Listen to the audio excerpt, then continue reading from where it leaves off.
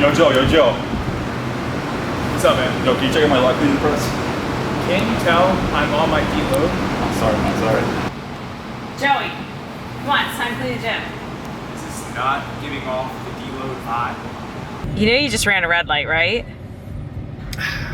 Deloads do crazy things to people.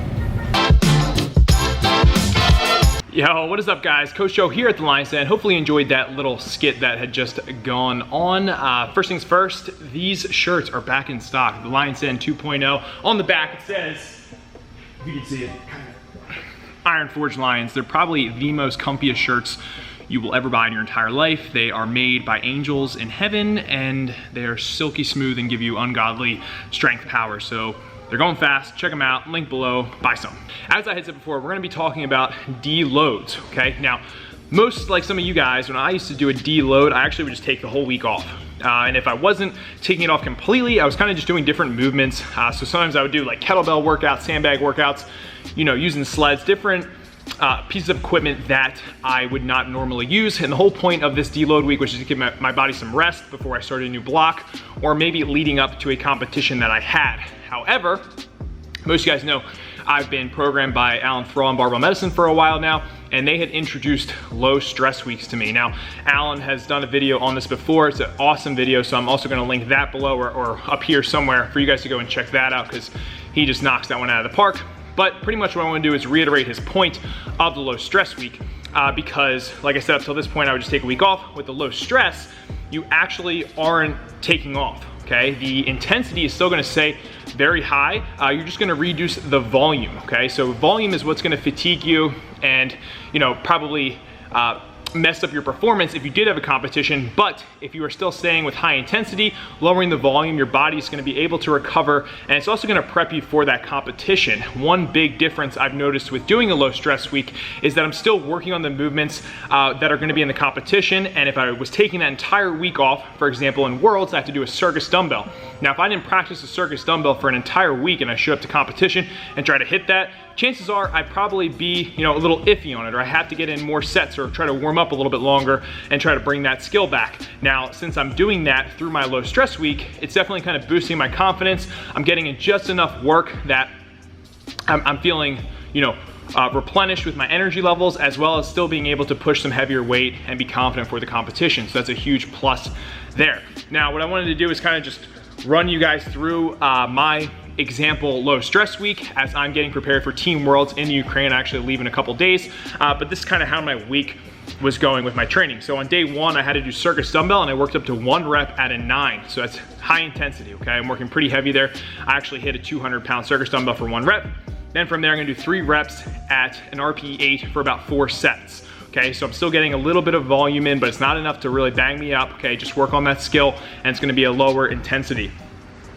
From there, I end up having to do a yoke walk at comp weight. So this is a couple days prior to my competition. I'm doing that yoke walk, and it's gonna be at competition weight just for 1 set, and then I'm gonna drop 15 to 20%, and I'm gonna do 3 sets at that weight based off my comp. From there, I did squat. I did 5 at 7, 5 at 8, 5 at 9. Once again, the intensity is going to be high, but the volume, that's, you know, going to be under 20 reps total, and I rest about 3 to 5 minutes when I'm doing my low stress weeks. Day 2, we're going to hit a deadlift, a single at 8, and for me that week was at 640, and then based off that, I'm going to do 4 sets at 8, or 4 at an 8 for 3 sets.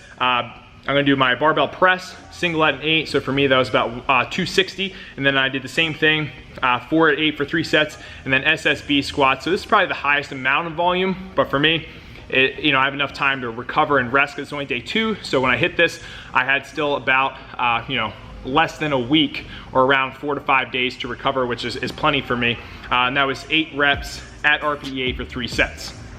And comparatively, when I used to do SSB squats, I was hitting around 40 reps, okay? So that's a huge drop in volume compared to what it was before.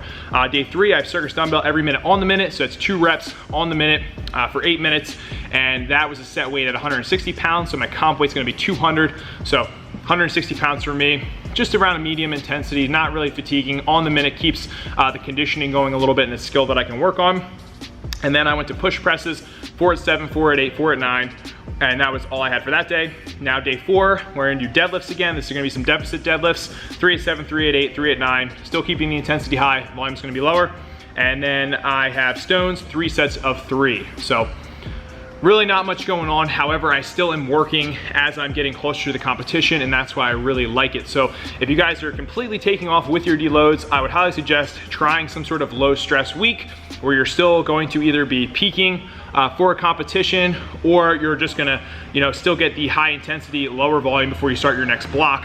And if you're more of an advanced lifter, this whole point of this low stress week is to force the body to create a new adaptation, right? So that we can keep getting the gains, keep getting stronger, because the more you train, the harder you're gonna have to end up training.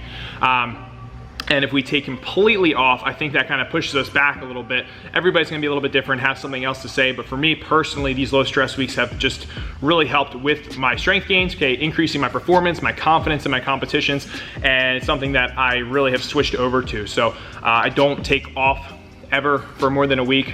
I think the last time I took off for that long was like 12 years ago, okay? So I'm always gonna continue to train, and I'm gonna keep the intensity high even when I'm transitioning to different blocks or when I'm peaking for a competition. So hopefully you guys found something that you can take from this, okay?